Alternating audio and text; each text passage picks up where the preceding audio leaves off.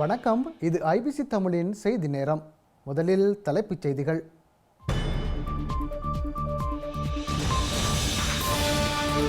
பொருளாதார நெருக்கடியை பயன்படுத்தி இலங்கையை விழுங்க திட்டம். இந்திய திட்டங்கள் சிங்களவருக்கு ஆபத்து எனவும் விமல் எச்சரிக்கை. பூநகரியில் இராணுவத்தின் புதிய காணி அபகரிப்பு முயற்சி முறியடிப்பு. பொன்னாவளி கனிமவள அபகரிப்புடன் இணைந்த ஆக்கிரமிப்பு. ஸ்ரீலங்கா அரசாங்கத்துடன் இணைய தமிழ் நாடாளுமன்ற உறுப்பினர் பெற்ற நூதன கையூட்டு. மதுபான விற்பனை நிலைய உரிமம் ரகசிய கைமாற்றம். தமிழகத்தின் முக்கிய பாலியல் வழக்கில் பேராசிரியர் நிர்மலா தேவி குற்றவாளி. தண்டனை நாளை அறிவிக்கப்படும் எனவும் நீதிமன்றம் அறிவிப்பு. பிரித்தானியாவில் சட்டவிரோத குடியேறிகளை பிடிக்கும் திட்டம் ஆரம்பம். தடுத்து வைக்கப்பட்டோர் ருவாண்டாவிற்கு அனுப்பும் சாத்தியம். இஸ்ரேலிய பிரதமருக்கும் பாதுகாப்பு அமைச்சருக்கும் போர் குற்றப்பிடியாணைகள் சாத்தியம். அனைத்துலக குற்றவியல் நீதிமன்ற வழக்கு தொடுநர் தீவிர முயற்சி.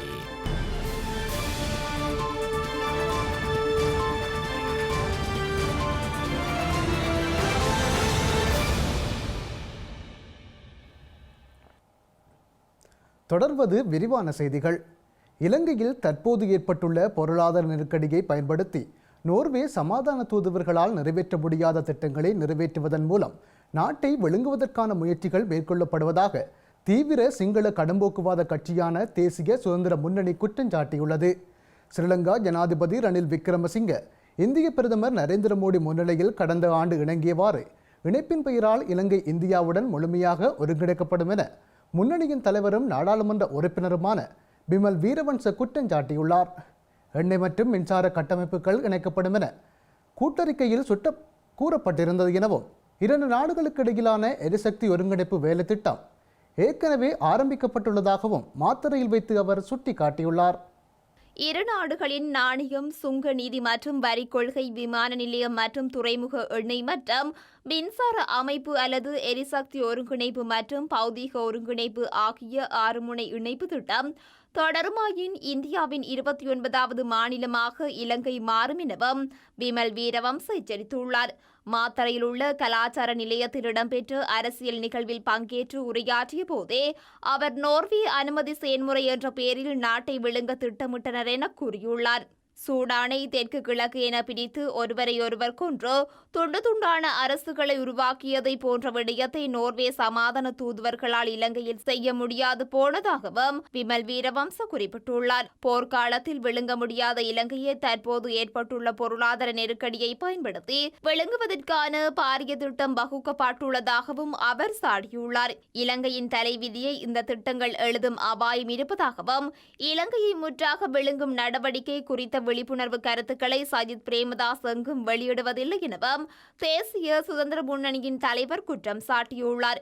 நாணய இணைப்பு இலங்கை சந்தையில் சில்லறை பரிவர்த்தனைகளுக்கு கூட இந்திய ரூபாவை பயன்படுத்த உதவுகிறது எனவும் புதிய மத்திய வங்கி சட்டத்தில் அதற்கான ஏற்பாடுகள் செய்யப்பட்டுள்ளதுடன் இலத்திரனியல் பரிமாற்ற முறையும் அறிமுகப்படுத்தப்பட்டுள்ளது எனவும் விமல் வீரவம்ச கூறியுள்ளார். விமான நிலையம் மற்றும் துறைமுக இணைப்பு மூலம் எதிர்காலத்தில் இந்திய இலங்கையின் 3 முக்கிய விமான நிலையங்களை அமைக்கும் எனவும் நாடாளுமன்ற உறுப்பினர் சுட்டிக்காட்டியுள்ளார். ஏற்கனவே 23 கிலோமீட்டர் நீளமுள்ள ராமர் பாலத்தை அமைப்பதற்கான சாத்தியக்கூறு ஆய்வுகள் நடத்தப்பட்டுள்ள அதேவேளை திருகோணமலையிலிருந்து தனுஷ்கோடி வரையான 126 கிலோமீட்டர் நீளமான சர்வதேச தொடருந்து பாதை அமைப்பதற்கான நிதி வசதியை இந்திய அரசு ஏற்கனவே ஒதுக்கியுள்ளது எனவும் விமல் வீரவம்ச குறிப்பிட்டுள்ளார். அத்துடன் மக்களின் முக்கிய தரவுகள் அடங்கிய அடையாள அட்டையை செயல்படுத்துவதற்கான அனுமதியும் இந்திய நிறுவனத்திற்கு கொடுக்கப்பட்டுள்ளது எனவும் அவர் கூறியுள்ளார். ஜாழ்ப்பாணம், மலையகம் என இலங்கையை சார்ந்த பாடகர்களுக்கு வாய்ப்பளிக்கப்படுவதன் பின்னணியிலும் அரசியல் உள்ளதாகவும் விமல் வீரவம்ச சாடியுள்ளார். இதற்கிடையில் கொண்டுவரப்படும் எட்கா ஒப்பந்தத்தை அவசரமாக கையெழுத்திடும் ஆயத்தங்கள் இடம்பெற்று வருவதாகவும் இதன் மூலம் எந்தவொரு இந்தியருக்கும் இலங்கையரை போன்று வர்த்தகத்தில் ஈடுபடுவதற்கு வாய்ப்பு வழங்கும் எனவும் அவர் மேலும் குறிப்பிட்டுள்ளார். கிளிநொச்சி பூநகரி மட்டுவில் நாடு கிராம அலுவலர் பிரிவில் பொதுமக்களின் காணிகளை ஸ்ரீலங்கா இராணுவத்தினரின் தேவைக்காக சுவீகரிக்க மேற்கொள்ளப்படும் முயற்சி மக்களின் எதிர்ப்பை தொடர்ந்து தடுத்து நிறுத்தப்பட்டுள்ளது. தமது பாரம்பரிய காணிகள் ஏற்கனவே ஸ்ரீலங்கா இராணுவத்தினரால் கையகப்படுத்தப்பட்டுள்ளமையினால் தாம் வேறு பிரதேசங்களில் வசித்து வருவதாகவும் காணி உரிமையாளர்கள் தெரிவித்துள்ளனர். கிளிநொச்சி பூநகரி பிரதேச செயலாளர் பிரிவுக்குட்பட்ட மட்டுவில் நாடு கிராம அலுவலர் பிரிவில் 21 குடும்பங்களுக்கு சொந்தமான காணிகளை ஸ்ரீலங்கா இராணுவத்தினரின் தேவைக்கு சுவீகரிக்க நடவடிக்கை மேற்கொள்ளப்பட்டிருந்தது. மட்டுவில் நாடு கிழக்கு கிராம அலுவலர் பிரிவில் ஏற்கனவே இராணுவத்தினரின் கட்டுப்பாட்டில் உள்ள 21 குடும்பங்களுக்கு சொந்தமான காணிகளே சுவீகரிக்க நடவடிக்கை மேற்கொள்ளப்பட்டிருந்தது. இதற்கமைய இன்று அளவீட்டு பணிகள் மேற்கொள்ளப்படவிருந்த நிலையில் மக்கள் மற்றும் நாடாளுமன்ற உறுப்பினர் ஆகியோரின் எதிர்ப்பை தொடர்ந்து கைவிடப்பட்டுள்ளது. காணி உரிமையாளர்கள் மற்றும் நாடாளுமன்ற உறுப்பினர் சிவஞானம் ஸ்ரீதரன் ஆகியோர் காணி அளவீடுகளுக்கு தமது எதிர்ப்பை வெளிப்படுத்தியதுடன் அளவீடு செய்வதை நிறுத்துமாறு ஆட்சேபனை தெரிவித்து கடிதங்களை வழங்கியிருந்தனர். காணிக்கு சொந்தக்காரர் ஒரு 15க்கும் மேற்பட்ட ஆக்கள். அப்போ இன்றைக்கு நாங்கள் 15 மேற்பட்ட ஆக்களும் வந்திருக்கிறோம். எல்லாருக்கும் தங்கட சொந்த வீடு இல்லாதால இந்த வயல்களும் இல்லை, எல்லாத்தையும் நிரவி இல்லாமல் தண்ணிட்டோம். அப்போ இல்லாதனால இடத்தை விட்டு வேறு இடங்களுக்கு போனவன், வேறு இடத்துக்கு போய் இப்போ நாங்கள் ஒன்றிணைகிறதுக்கு ரொம்ப கஷ்டப்பட்டு தான் ஒன்றிணைஞ்சோம். ஒவ்வொரு இடத்துல வன்னேரியில், பவனியாவில் ஒவ்வொரு இடங்கள்ல இருந்து தான் இன்றைக்கு வந்திருக்கிறோம், வந்து கேட்டு கொண்டிருக்கிறோம். இந்த காணியை எங்களுக்கு ஓரளவுக்கு திருப்தி. அவங்க அளக்காமலே திரும்பி உத்தியோகத்தர்கள் போயிட்டாங்க. எங்களை காணி அளக்குறாண்டு கடிதம் வந்தா போல வந்து நாங்கள் வந்தால் இங்கே காணிக்கே இறங்கலாம கிடக்க இங்கே அளவே இல்லை, அளவர எல்லாரும் வந்ததான் எல்லாரும் ரோட்டில் நின்று இன்னும் உள்ளுக்குறாங்கில நிலைமையில எல்லாரும் முடிவெடுத்துட்டு படிக்க வந்ததான். அப்போ எங்கள் இன்றைக்கு ஸ்ரீதரன் ஐயா வந்தவர், அவர் வந்து இதாண்டு எங்களை காணிகளை இதாண்டோட எந்தி போட்டு இதாண்டு இந்த எந்தி கொப்பி கொண்டு வேணுமென்று சொல்லி இதண்டா போல. இப்போ நாங்கள் பொலிச்சில் நிற்கிறோம். என்ன எங்களை பூர்வீக சொத்து எங்கட அம்மா பட சொத்துன்னு சொன்னால் எங்களுக்கு நாங்கள் மனப்பூர்வமாக அதை நாங்கள் அனுபவிக்கிறதுக்கு இல்லாமல் கிடக்குது. இடமும் தெரியுதில்ல, இல்லையும் தெரியுதில்ல, ஒரு வேலியும் மதுரமாக தான் கிடக்கு. ஒரு பனையாவது அடையாளம் தெரிய மாட்டோம், அதுகளையும் காண இல்லை. ஏதோ எங்களுக்கு இந்த காணிகளும் மட்டும் தந்து நாங்கள் இந்த காணிகளில் இருக்கிறாண்ட அது ஒரு வாழ்க்கையில் கஷ்டம் என்றாலும் அது ஒரு சந்தோஷம்தான். இப்போ நாங்கள் அதுதான் எதிர்பார்க்குறோம். ஸ்ரீலங்கா அரசாங்கத்துடன் இணைவதற்காக மத்திய மாகாணத்தை பிரதிநிதித்துவப்படுத்தும் தமிழ் நாடாளுமன்ற உறுப்பினர் லஞ்சம் பெற்றதாக தகவல் வெளியாகியுள்ளது.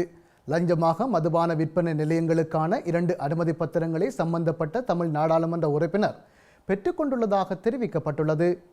ஸ்ரீலங்காவின் எதிர்க்கட்சியான ஐக்கிய மக்கள் சக்தியை பிரதிநிதித்துவப்படுத்தும் தமிழ் நாடாளுமன்ற உறுப்பினர் ஒருவர் 2 மதுபான நிலையங்களுக்கான உரிமையை பெற்றுள்ளதாக தெரிவிக்கப்பட்டுள்ளது.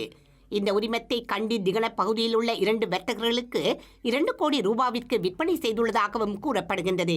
இது தொடர்பான தகவல் பகிரங்கமான பின்னர் திகன பகுதியில் உள்ள விகாரையின் விகாராதிபதி 2 வர்த்தகர்களையும் அழைத்து கலந்துரையாடியுள்ளார்.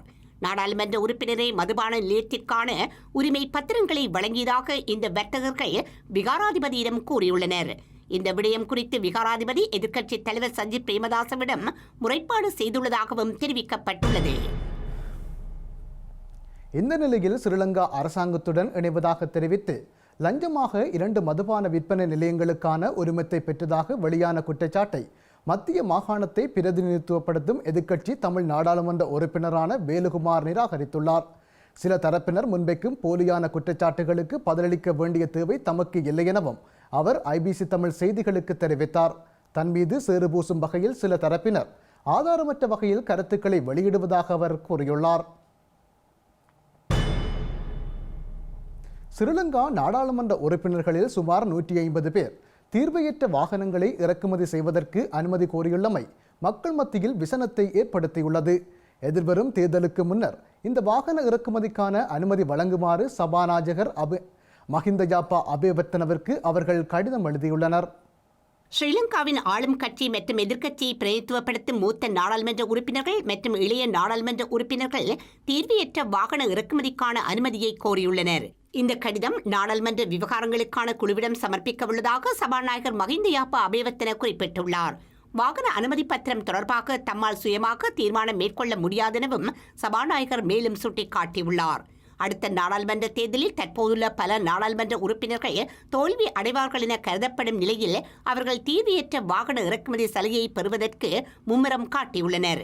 நாட்டில் ஏற்பட்டுள்ள பொருளாதார நெருக்கடியால் மக்கள் சொல்லனா துன்பங்களை எதிர்கொண்டு வரும் நிலையில் இவ்வாறு வாகன இறக்குமதிக்கான அனுமதி கோரி நாடாளுமன்ற உறுப்பினர்கள் கடிதம் எழுதியுள்ளமை மக்களை விசனத்திற்குள்ளாகியுள்ளமை குறிப்பிடத்தக்கது. ஸ்ரீலங்காவில் கடந்த 2015ஆம் ஆண்டு நடத்தப்பட்ட தேர்தலில் மைத்திரிபால சிறிசேனவை வேட்பாளராக பிரேரித்தமை தமது வாழ்க்கையில் மேற்கொண்ட வரலாற்று தவறு என முன்னாள் ஜனாதிபதி சந்திரிகா பண்டாரநாயக்க குமாரதுங்க தெரிவித்துள்ளார். இலங்கை மன்ற கல்லூரியில் இன்று இடம்பெற்ற ஊடக சந்திப்பில் கலந்து கொண்டு கருத்து வெளியிட்ட போதே முன்னாள் ஜனாதிபதி இந்த கருத்தை கூறியுள்ளார். ஸ்ரீலங்கா சுதந்திர கட்சி தற்போது எதிர்கொண்டுள்ள பேரழிவுக்கு 2 பேரை காரணம் எனவும் சந்திரிக பண்டாரநாயக்க குமாரதுங்க சுட்டிக்காட்டியுள்ளார். இந்த அழிவுகளுக்கு காரணமானவர்களே தம்மை கட்சியிலிருந்து நீக்கியதாகவும் முன்னாள் ஜனாதிபதி குற்றம் சாட்டியுள்ளார். இந்த கருத்து மூலம் மைத்திரிபால சிறிசேனவையும் மஹிந்த ராஜபக்ஷவையும் சந்திரிக பண்டாரநாயக்க மறைமுகமாக விமர்சித்துள்ளார். அமைச்சர் நிமல் ஸ்ரீபாலடி சில்வா பதில் தலைவராக உள்ள ஸ்ரீலங்கா சுதந்திர கட்சியே உண்மையான ஸ்ரீலங்கா சுதந்திர கட்சி எனவும் அவர் சுட்டிக்காட்டியுள்ளார். தற்போதைய நிலையில் ஸ்ரீலங்கா சுதந்திர கட்சியில் பதவிகள் எதனையும் ஏற்காத போதிலும் கட்சியை பாதுகாக்கவும் மேம்படுத்தவும் தேவையான ஆதரவை வழங்குவதாகவும் சந்திரிக பண்டாரநாயக்க குமாரதுங்க குறிப்பிட்டுள்ளார். போலியான பயண ஆவணங்கள் மூலம் 17 வயது சிறுவன் ஒருவரை பிரித்தானியாவிற்கு அனுப்பும் முயற்சி கட்டுநாயக்கா விமான நிலையத்தில் முறியடிக்கப்பட்டுள்ளது. இந்த மோசடி சம்பவம் தொடர்பில் 2 பெண்கள் ஸ்ரீலங்கா குடிவரவு மற்றும் குடியளவு திணைக்களத்தின் எல்லை கண்காணிப்பு பிரிவினரால் கைது செய்யப்பட்டுள்ளனர். பிரித்தானியாவில் வசிக்கும் சிறுவன் மற்றும் பெண் ஒருவரின் விவரங்களின் அடிப்படையில் போலியாக பயண ஆவணங்கள் தயாரிக்கப்பட்டவை கண்டறியப்பட்டுள்ளது. இலங்கையில் ஏற்பட்டுள்ள பொருளாதார நெருக்கடியை தொடர்ந்து அதிக அளவானவர்கள் கனடா உள்ளிட்ட ஐரோப்பிய நாடுகளுக்கு புலம்பெயர்ந்து வருகின்றனர். இதற்காக போலி முகவர்களிடம் லட்சக்கணக்கான பணங்களை வழங்கி ஏமாறும் சம்பவங்கள் அதிகரித்துள்ளன. இந்த நிலையில் முல்லைத்தீவை சேர்ந்து சந்தேகத்திற்கிடமான பெண்ணொருவர் சிறுவனுடன் லண்டன் செல்ல திட்டமிட்டுள்ளார். எனினும் அவர்களின் பயண ஆவணங்கள் குறித்து கட்டுநாயக்க விமான நிலைய அதிகாரிகளுக்கு சந்தேகம் ஏற்பட்டுள்ளது. இதனையடுத்து அவர்களை மேலதிக விசாரணைகளுக்காக எல்லை கண்காணிப்பு பிரிவுக்கு அதிகாரிகள் அனுப்பி வைத்துள்ளனர். இதன்போது மேற்கொள்ளப்பட்ட தொழில்நுட்ப சோதனையின் போது பயண ஆவணங்கள் போலியானவை என கண்டறியப்பட்டுள்ளது. அதிகாரிகள் நடத்திய விசாரணையில் குறித்த சிறுவன் தன்னுடன் வந்த பெண் தனது தாய் இல்லை எனவும் தனது தாய் புறப்படும் முனையத்தில் காத்திருப்பதாகவும் கூறியுள்ளார். இதனையடுத்து 2 பெண்களையும் அதிகாரிகள் கைது செய்துள்ளனர். கைது செய்யப்பட்டவர்களிடம் மேற்கொள்ளப்பட்ட விசாரணையில் தற்போது ஏற்பட்டுள்ள பொருளாதார நெருக்கடி காரணமாகவும் குழந்தையின் முன்னேற்றத்திற்காகவும் சிறுவனை லண்டன் அனுப்ப முயற்சித்துள்ளதாக கூறியுள்ளனர். இந்த மனித கடத்தலுடன் தொடர்புடைய நபர் பிரித்தானியாவில் வசித்து வரும் நிலையில் அவர் தனது மனைவி மற்றும் மகனின் விவரங்களின் அடிப்படையில் சிறுவன் மற்றும் பெண்ணிற்கு போலியாக பயண ஆவணங்களை தயாரித்துள்ளமை கண்டறியப்பட்டுள்ளது. இதனையடுத்து குறித்த சம்பவம் தொடர்பாக ஸ்ரீலங்கா குற்றப்புலனாய்வு பிரிவினர் மேலதிக விசாரணைகளை முன்னெடுத்துள்ளனர். ஸ்ரீலங்கா ஜனாதிபதி ரணில் விக்ரமசிங்க இணங்கும் விடயங்களுக்கு தாமும் இணங்குவதாக சர்வதேச பிணைமுறை உரிமையாளர்களுக்கு அனுரகுமார திசாநாயக்க தலைமையிலான தேசிய மக்கள் சக்தி உறுதியளித்துள்ளதாக எதிர்க்கட்சி குற்றஞ்சாட்டியுள்ளது. இலங்கைக்கு அண்மையில் பயணம் செய்திருந்த பிணைமுறை உரிமையாளர்களிடம் தேசிய மக்கள் சக்தியின் இந்த உறுதிமொழியை வழங்கியதாக நாடாளுமன்ற உறுப்பினர் கலாநிதி கசடி சில்வா கூறியுள்ளார். சர்வதேச நாணய நிதியத்தின் விரிவாக்கப்பட்ட கடன் வசதி திட்டத்தின் கீழான அடுத்த தவணை நிதியை பெறுவதற்கு ஸ்ரீலங்கா அரசாங்கம் வெளிநாட்டு கடன் வழங்குநர்களுடன் கடன் மறுசீரமைப்பு தொடர்பான இணக்கப்பாட்டை எட்ட வேண்டிய கட்டாயம் ஏற்பட்டுள்ளது. எனினும் சர்வதேச பிணைமுறை உரிமையாளர்களிடமிருந்து பெறப்பட்டு $12 பில்லியன் பெறுமதியான கடனை மறுசீரமைப்பதில் தோல்வி ஏற்பட்டுள்ளதாகவும் மறுசீரமைப்பு தொடர்பான பேச்சுக்களை தொடர்ந்து முன்னெடுத்துள்ளதாகவும் ஸ்ரீலங்கா அரசாங்கம் அறிவித்திருந்தது. இந்த நிலையில் ஸ்ரீலங்கா ஜனாதிபதி இணங்கும் விடயங்களுக்கு தாமும் இணங்குவதாக சர்வதேச பிணைமுறை உரிமையாளர்களிடம் தேசிய மக்கள் சக்தியினர் கூறியுள்ளதாக தகவல் கிடைத்துள்ளது என கலாநிதி கர்சடி சில்வா குறிப்பிட்டுள்ளார். தேசிய ஊடகம் ஒன்றுக்கு வழங்கிய செவியிலேயே கலாநிதி கர்சடி சில்வா இதனை கூறியுள்ளார். எனினும் 3 மாதங்களுக்கு முன்னரே வெளிநாட்டு கடன்முறை உரிமையாளர்களுடன் தேசிய மக்கள் சக்தி பேச்சு நடத்தியதாக மக்கள் விடுதலை முன்னணியின் பிரச்சார செயலாளர் விஜித ஹேர தெரிவித்துள்ளார். ரணில் இணங்கிய விடயங்களுடன் தாமும் இணங்குவதாக கர்சடி சில்வா கூறிய விடயத்தில் உண்மையில்லை எனவும் ஐபிசி தமிழுக்கு கருத்து வெளியிட்ட போது அவர் குறிப்பிட்டுள்ளார். ஸ்ரீலங்கா ஜனாதிபதி ரணில் விக்ரமசிங்கவிடமிருந்து 5 கோடி நிதி ஒதுக்கீட்டை பெற்றதால் ஜனாதிபதிக்கு ஆதரவான கருத்துக்களை கலாநிதி கர்சடி சில்வா வெளியிட்டு வருவதாகவும் விஜித கேரத் மேலும் சுட்டிக்காட்டியுள்ளார். மக்கள் விடுதலை முன்னணி தலைமையிலான தேசிய மக்கள் சக்தி நடைபெறவுள்ள தேர்தல்களில் வெற்றி பெறுவதை தடுக்கும் வகையிலான நடவடிக்கைகளை இலங்கையில் உள்ள ஏனைய அரசியல் கட்சிகள் முன்னெடுத்து வருவதாக அந்த கட்சியின் தலைவர் அனுரகுமார திசாநாயக்க தெரிவித்துள்ளார். இதன்படி ஸ்ரீலங்காவின் முன்னாள் ஜனாதிபதிகளான சந்திரிகா பண்டாரநாயக்க குமாரதுங்க, மஹிந்த ராஜபக்ச மற்றும் தற்போதைய ஜனாதிபதி ரணில் விக்ரமசிங்க ஆகியோரின் கட்சிகள் இணைந்து தமது கட்சிக்கு எதிராக செயல்படுவதாக அவர் குறிப்பிட்டுள்ளார். சுவீடனுக்கு பயணம் செய்துள்ள அனுரகுமார திசாநாயக்க ஸ்டாக்ஹோம் பகுதியில் இடம்பெற்ற பொதுக்கூட்டத்தில் உரையாற்றும் போதே இதனை தெரிவித்துள்ளார். இலங்கையை ஆட்சி செய்யும் அரசியல் தரப்பினரின் சுயநல நடவடிக்கைகளால் ஏற்பட்டவை. இதனை நாம் மாற்ற வேண்டும். எனினும் இந்த ஆட்சி மாற்றத்தை எதிர்த்து தற்போது ஆட்சியில் உள்ள தரப்பினர் செயல்படுகிறார்கள். இலங்கையில் இந்த ஆண்டு நடைபெறவுள்ள ஜனாதிபதி தேர்தலில் அனைத்து கட்சிகளும் ஒன்றிணைந்து நமக்கு எதிராக செயல்பட உள்ளன. இதற்கான நடவடிக்கைகளை கட்சியின் தலைவர்கள் இணைந்து முன்னெடுத்து வருகின்றனர். எனினும் ஐக்கிய தேசிய கட்சியின் தலைவரும் ஸ்ரீலங்கா ஜனாதிபதியுமான ரணில் விக்ரமசிங்க மற்றும் எதிர்க்கட்சி தலைவர் சஜித் பிரேமதாசவுக்கு இடையில் தொடரும் முருகல் நிலை இதற்கு தடையாக உள்ளது. கொள்கைகள் ரீதியில் இந்த இரண்டு கட்சிகளும் இணைந்து செயற்படுவதற்கு இணக்கப்பாடு எட்டப்படாது. தேசிய மக்கள் சக்தி ஆட்சியை கைப்பற்றும் நடவடிக்கையை தடுக்கும் வகையில் அனைத்து கட்சிகளும் ஒன்றிணைய நடவடிக்கை எடுத்து வருகின்றன. இந்த ஆண்டு இலங்கையில் நடைபெற உள்ள தேர்தல்களை இலக்காக கொண்டு அரசியல் கட்சிகள் குறித்த நடவடிக்கைகளை முன்னெடுத்துள்ளன. இந்த ஆண்டின் செப்டம்பர் 28 முதல் அக்டோபர் 5 வரையான காலப்பகுதிக்குள் இலங்கையில் ஜனாதிபதி தேர்தல் நடத்தப்படும். ஜனாதிபதி தேர்தலின் மூலம் உமது நாட்டின் நிலையை மாற்ற முடியும். இந்த தேர்தலில் வாக்களிக்க வெளிநாடுகளில் உள்ள இலங்கையர்கள் அனைவரும் நாட்டுக்கு பயணம் செய்ய வேண்டும். அத்துடன் நமது கட்சியின் நிலைப்பாடுகளை சமூக ஊடகங்களில் பகிருமாறு நான் கேட்டுக்கொள்கிறேன். இலங்கை தற்போது எதிர்நோக்கும் நெருக்கடிகள் இயற்கையாக தோன்றியவை அல்ல. இவ்வாறாக இலங்கையில் நெருக்கடிகளை தோற்றுவித்தவர்கள் நம்மை விட பல விடயங்களை அறிந்திருக்கிறார்கள். ஆட்சி மாற்றம் ஏற்பட்டால் அவர்களுக்கு என்ன நடக்கும் என்பதையும் அவர்கள் அறிந்திருக்கிறார்கள். இதனால் ஆட்சி மாற்றத்தை எதிர்க்கும் அனைவரும் தற்போது ஒன்றாக இணைந்து செயற்பட முயற்சிக்கிறார்கள்.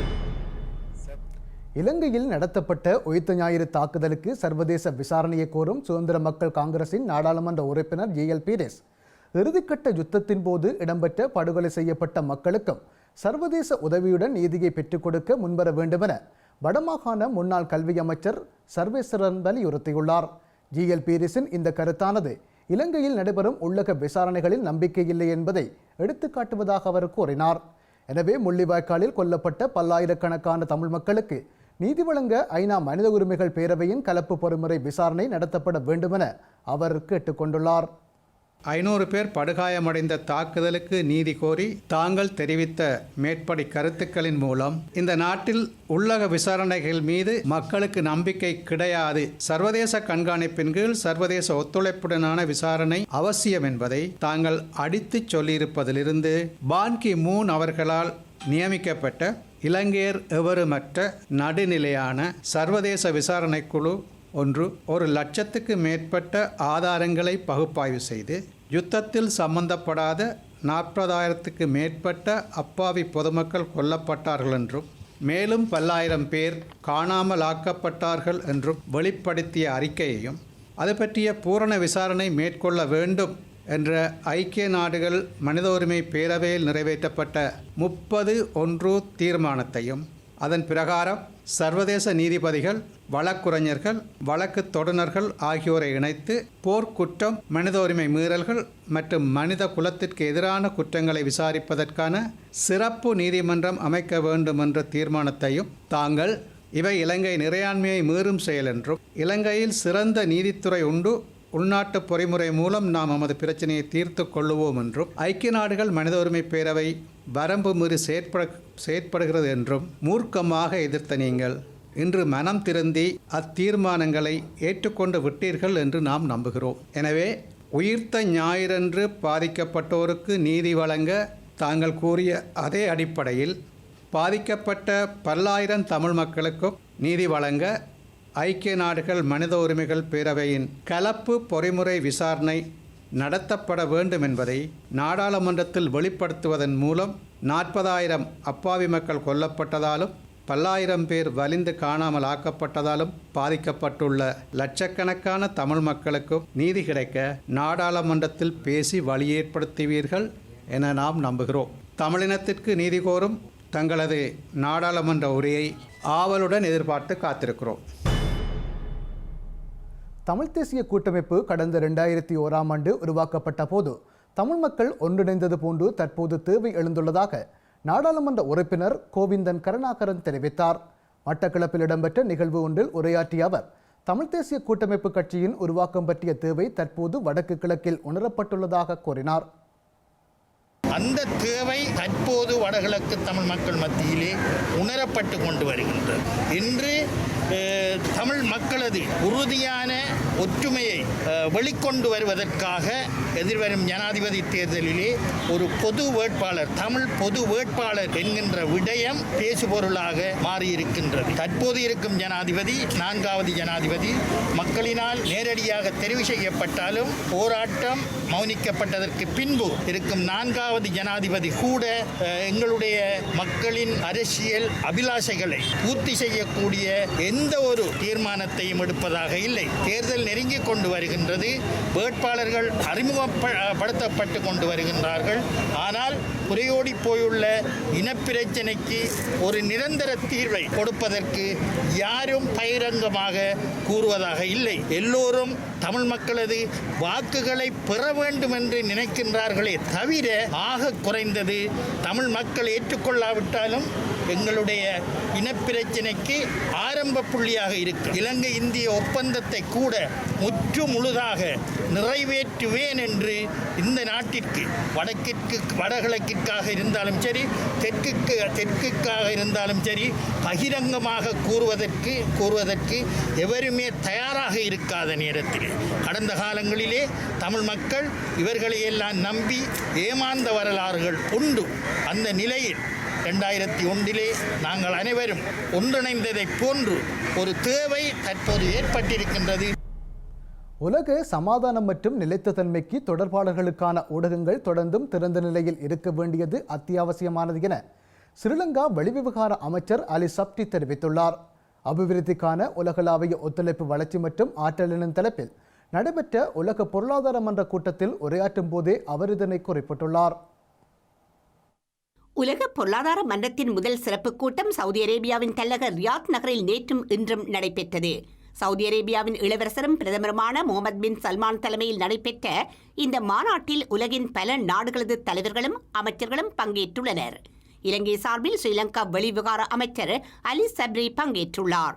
இதன்போது உரையாற்றிய அலி சப்ரி உலகின் வடக்கு மற்றும் தென்பகுதிகளில் உள்ள நாடுகளுக்கிடையிலான நம்பிக்கையை கட்டி எழுப்பும் நடவடிக்கையில் வார்த்தைகளால் கூறப்படும் விடயங்கள் செயலில் நடைமுறைப்படுத்தப்பட வேண்டும் என தெரிவித்துள்ளார். உலக சமாதானம் மற்றும் நிலைத்தன்மை ஆகியன வளர்ச்சிக்கு வழிவகுப்பதாக அவர் சுட்டிக்காட்டியுள்ளார். அதிக அதிகாரமுள்ள உலகின் வட பகுதியில் உள்ள நாடுகள் ஜனநாயகத்திற்கான ராஜதந்திர வலை அமைப்புகளை மூடக்கூடாதென அவர் வலியுறுத்தியுள்ளார். அத்துடன் தொடர்பாடல்களுக்கான ஊடகங்கள் திறக்கப்பட வேண்டும் எனவும் வட பகுதிகளில் உள்ள நாடுகளிடம் கோருவதாக அலி சப்ரி மேலும் தெரிவித்துள்ளார். ஜாழ் மாநகர சபையின் ஆளுகைக்குட்பட்ட கல்வியங்காடு செங்குந்தா பொதுச்சந்தையில் வியாபாரத்தில் ஈடுபடும் மரக்கறி வியாபாரிகள் நேற்று முதல் பணிப்புறக்கணிப்பில் ஈடுபட்டுள்ளனர். குறித்த சந்தைக்கு அருகில் காணப்படுகின்ற வீதியோர மரக்கறி வியாபார நிலையத்தினை அகற்றுமாறு கோரி குறித்த பணிப்புறக்கணிப்பு மேற்கொள்ளப்பட்டுள்ளது. ஜாழ் மாநகர சபையின் ஆளுகைக்குட்பட்ட கல்வியங்காடு செங்குந்தா பொதுச்சந்தையில் வியாபாரத்தில் ஈடுபடுகின்ற மரக்கறி சந்தை வியாபாரிகள் வீதியோரத்தில் வியாபாரத்தில் ஈடுபட்டு வரும் மரக்கறி வியாபாரிகளால் அதிகம் பாதிக்கப்பட்டு வருவதாக தெரிவித்துள்ளனர். குறித்த விடயம் தொடர்பில் உரிய அதிகாரிகளிடம் பலமுறை முறைப்பாடு செய்தும் இதுவரை உரிய தீர்வு கிடைக்கப்பெறாத நிலையில் நேற்று முதல் தொடர்ந்தும் பணிப்புறக்கணிப்பில் ஈடுபட்டுள்ளனர். குறித்த வீதியோர வியாபாரிகளுக்கு பிரதேச சபையினர் ஆதரவாக செயற்படுவதாகவும் சந்தை வியாபாரிகள் குற்றம் சுமத்தியுள்ளனர். இது தொடர்பாக வடமாகாண ஆளுநர் PSM சார்ல்ஸ் யாழ் மாநகர சபை மற்றும் நகர சபையினருக்கு அறிவித்துள்ளதாகவும் அவர்கள் தெரிவித்துள்ளனர். எனவே குறித்த பிரச்சினைக்கு உரிய அதிகாரிகள் தீர்வினை பெற்றுத்தர முன்வர வேண்டும் எனவும் வியாபாரிகள் கேட்டுக்கொண்டுள்ளனர். இது எங்களோட ஒரு போட்டியோ பொறாமையோ எந்த ஒரு நோக்கத்திலேயே நாங்கள் இந்த இதை ஸ்டெக் பண்ணல. என்னென்னு சொன்னால் அவைக்கும் எங்களுக்கு எந்த விதமான முன்விரோதமாக எதுவுமே இல்லை. ஆனால் என்னென்னு சொன்னால் இங்கே கூடுதலாக ஜனங்கள் ரோட்டோரம் தானேன்னு சொல்லி போட்டு ரோட்லேயே 2 சாமான்களை பண்ணி கொண்டு போயிடும். அது எங்களுக்கு கொஞ்சம் கஷ்டமாக இருக்குது. என்னென்னு சொன்னால் இந்த சந்தைக்குள்ள 4-5 இடங்கள் கிடக்குது. அப்படியே வேலை சந்தோஷமாக நாங்கள் வரவேற்கிறோம். உள்ளுக்கே இருந்து நீங்கள் வடிவாக உங்களோட இஷ்டத்துக்கு நீங்கள் ஜாகிரதை செய்துட்டு போகலாம். அதுதான் எங்களோட ஒரு முக்கிய வேண்டுகோளாக இருக்கே தவிர வேறு எந்த ஒரு பிரச்சனையோ ஒரு கோபதாபங்களோ எந்த ஒரு இதுவுமே இல்லை. நீங்கள் உள்ளுக்க ஜாகிரம் செய்தீங்கன்னு சொன்னால் உங்களோட வாடிக்கை உங்கள்கிட்ட வரும். அதே மாதிரி எங்களோட வாடிக்கை எங்கள்கிட்ட நாங்கள் எந்த ஒரு இதுவும் இல்லாமல் நாங்கள் ஜாகிரம் செய்துட்டு போகலாம். இப்போத்த காலகட்டத்தில் முக்கால்வாசி ஜனம் சந்தைக்குள்ள இறங்குதில்லை. இப்போ ஒரு 2 நாளைக்கு நாங்கள் பார்த்த இதன்படி அங்கால தான் ஜனங்கள் நிற்கிது. அரைவாசி பேர் சொல்லி போட்டே போயினோம். நான் ஜாவர இதுகளில் நாங்கள் வந்து பார்த்தா நீங்கள் இங்கே என்ன மாதிரி எங்கே போயிட்டு வாங்க சாமான்களை பண்ணிட்டு வா நாங்கள் அங்கேயே வேண்டிட்டோம் இங்கே என்னென்னு வந்து வேண்டுறேன் சொன்ன இதில் எங்களுக்கும் கொஞ்சம் மன கஷ்டமாக இருந்து நாங்கள் இல்லை அடுத்து வந்தவள் வந்து விசியில் வேலை செய்கிறா விசியில் வேலை செய்து கொண்டு அப்போ அவையின் இது சார்பாக இந்த தீங்கான செயல்களை செய்தால் அதுக்கு சட்டம் ஒன்று இருக்கும் சட்டம் வந்து சரியான இதை செய்ய மாட்டோம். மேலும் சில உள்ளூர் செய்திகள் தொடர்கின்றன.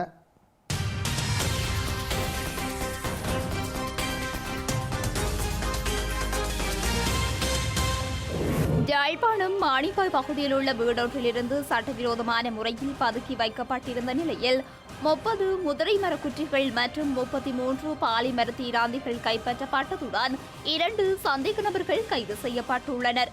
வனவள பாதுகாப்பு திணைக்களத்திற்கு கிடைக்கப்பெற்ற தகவலுக்கு அமைய அந்த திணைக்களத்தினர் மற்றும் விசேட அதிரடி படையினர் இணைந்து மேற்கொண்ட நடவடிக்கையின் போதே குறித்த கைது இடம்பெற்றுள்ளது. குறித்த மரக்குற்றிகள் முல்லைத்தீவு மாவட்டத்திலிருந்து கொண்டு வரப்பட்டதாக விசாரணைகளில் தெரியவந்துள்ளது.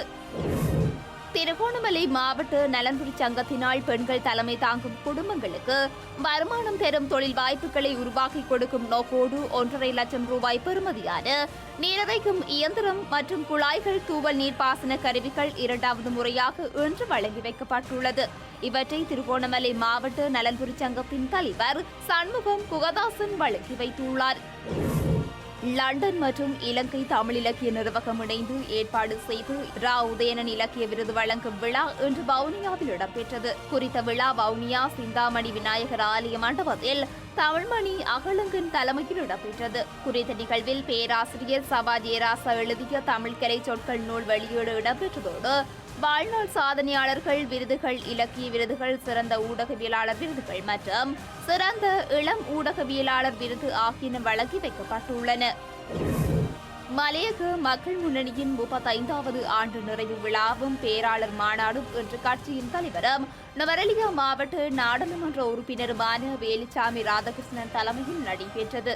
ஹட்டன் DKW மண்டபத்தில் அமரர் சந்திரசேகரன் அரங்கில் இடம்பெற்ற குறித்த நிகழ்வில் கட்சியின் ஸ்தாபகரும் தலைவர் அமரர் பெரியசாமி சந்திரசேகர் நினைவாக முத்திரை ஒன்றும் தபால் திணைக்களத்தால் இதன்போது வெளியிடப்பட்டது. குறித்த நிகழ்வில் கட்சியில் 25 வருடங்களுக்கு மேலாக சேவையாற்றியவர்கள் பொன்னாடை போர்த்தி சான்றிதழ் வழங்கி கௌரவிக்கப்பட்டதுடன் நுவரெலியா மாவட்டத்தில் சிரேஷ்ட மற்றும் வளர்ந்து வரும் ஊடகவியலாளர்கள் என 37 பேருக்கு விருதுகள் வழங்கி கௌரவிக்கப்பட்டுள்ளது. செய்திகளின் நிறைவாக மீண்டும் தலைப்புச் செய்திகள்.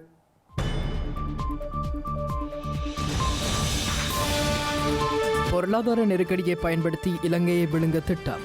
இந்திய திட்டங்கள் சிங்களவருக்கு ஆபத்து எனவும் விமல் எச்சரிக்கை. போனகரியில் ராணுவத்தின் புதிய காணி அபகரிப்பு முயற்சி முறியடிப்பு. பொன்னாவளி கனிமவள அபகரிப்புடன் இணைந்த ஆக்கிரமிப்பு.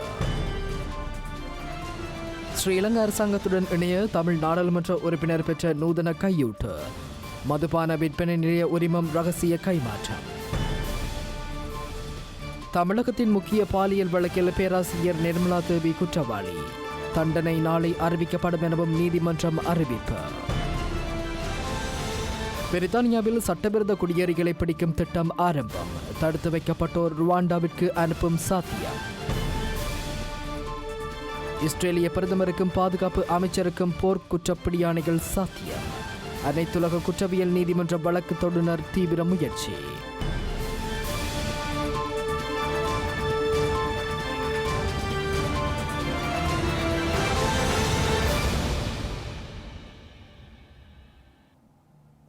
இத்துடன் IBC தமிழின் செய்தி நேரம் நிறைவடைகின்றது. உடனுக்குடன் செய்திகளை அறிந்து கொள்ள ibctamil.com என்ற எமது இணையதளத்தை பார்வையிடுங்கள். வணக்கம்.